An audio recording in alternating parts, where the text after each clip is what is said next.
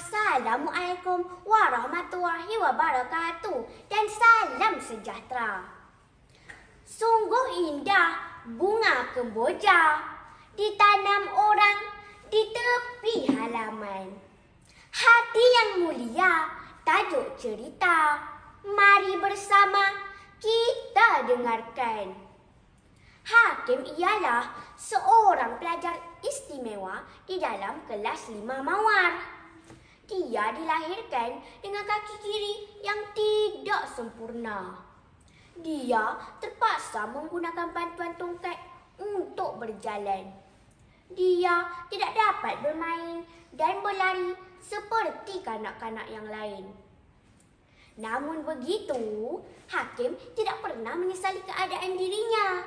Malah, dia bersyukur kerana masih dikurniakan akal fikiran yang normal. Walaupun Hakim agak pendiam, tetapi dia ialah seorang pelajar cemerlang di dalam pelajarannya.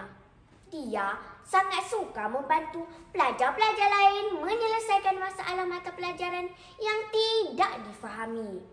Guru-guru juga sayang akan Hakim dan sentiasa mengambil berat tentang dirinya. Walau bagaimanapun, tidak semua pelajar dapat menerima Hakim. Ada segelintir pelajar yang merasa tidak senang dengan kehadiran Hakim di sekolah itu. Mereka menganggap Hakim tidak sempurna dan tidak setaraf untuk belajar dan berkawan bersama mereka. Salah seorang pelajar tersebut ialah Amir. Amir belajar di kelas yang sama dengan Hakim. Tetapi dia tidak mahu berbaik-baik dengan Hakim. Dia tidak suka berkawan dengan Hakim yang tidak sempurna sepertinya. Dia memandang rendah terhadap Hakim. Amir dan rakan-rakannya sering mengejek dan mempersendakan Hakim. Mereka memberikan pelbagai gelaran yang tidak baik seperti si cacat, si tempang dan sebagainya. Mereka menjadikan kecacatan Hakim sebagai bahan usikan tanpa memikirkan perasaan Hakim.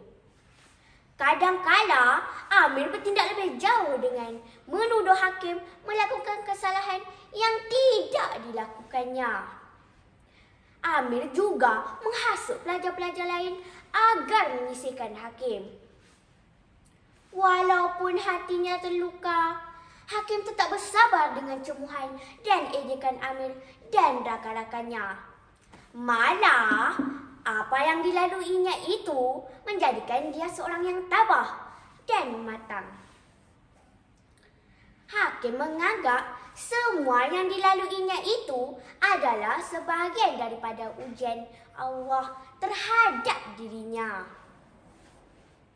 Hakim berazam untuk belajar bersungguh-sungguh bagi menghadapi peperiksaan akhir tahun yang bakal tiba tidak lama lagi.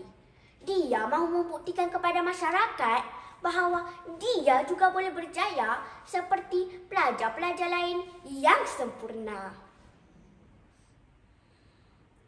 Petang itu hujan turun agak lebat. Hakim baru sahaja pulang dari sekolah selepas menduduki kertas peperiksaannya yang terakhir. Dia melindungi badannya dengan baju hujan yang sentiasa dibawa di dalam begnya. Hakim berjalan berhati-hati menggunakan bantuan tongkat. Keadaan jalan agak licin ketika itu. Ketika Hakim sedang berjalan menyusuri tepi sebuah longkang besar, Hakim terdengar suara orang meminta tolong. Tolong! Tolong! Hakim pun mengamati suara tersebut dan mencuba mencari arah datangnya suara itu. Dengan berhati-hati, Hakim segera pergi ke arah suara itu. Hakim terkejut apabila mendapati Amir sedang berpaut pada tebing longkang besar itu. Dia sedang berusaha mahu menyelamatkan diri daripada dihanyutkan oleh arus deras air itu. Hakim pun memandang sekeliling untuk meminta bantuan. Malangnya, tiada sesiapa di situ.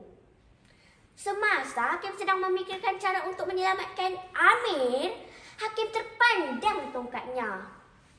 Tanpa membuang masa, Hakim pun mengulurkan tongkatnya kepada Amir.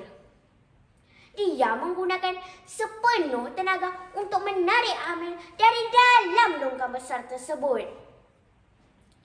Setelah mencuba sedaya upaya, akhirnya Hakim berjaya menyelamatkan Amir. Amir masih dalam keadaan terkejut. Amir berterima kasih kepada Hakim. Dia sempat menceritakan bahawa dia telah tergelincir apabila cuba melompat menyeberangi longkang besar itu. Amir merasa malu terhadap Hakim kerana memperkecilkannya selama ini. Dia menyesali sikapnya itu dan meminta maaf daripada Hakim. Dia berjanji tidak akan mengulangi sikapnya itu lagi. Dia akan sentiasa menghormati setiap orang tanpa mengira taraf dan rupa. Kini Amir sedar bahawa kesempurnaan dan kemuliaan seseorang itu terletak pada hati. Begitulah kawan-kawan, seorang yang mempunyai hati yang mulia tidak akan menyimpan dendam terhadap orang lain. Kejahatan yang diberi dibalas dengan kebaikan. Kemaafan diberi tanpa diminta. Banyak pengajaran yang boleh kita ambil daripada cerita ini. Antaranya ialah: pertama, kita hendaklah sentiasa bersabar dengan ujian yang diberikan oleh Allah. Kerana sabar itu adalah sebahagian daripada iman.